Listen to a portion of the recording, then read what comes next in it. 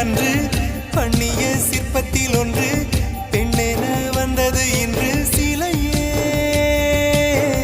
பல்லவன் சிற்பிகள் அன்று பண்ணிய சிற்பத்தில் ஒன்று பெண்ணென வந்தது இன்று சிலையே. உந்தன் அழகுக்கில்லை ஈடு,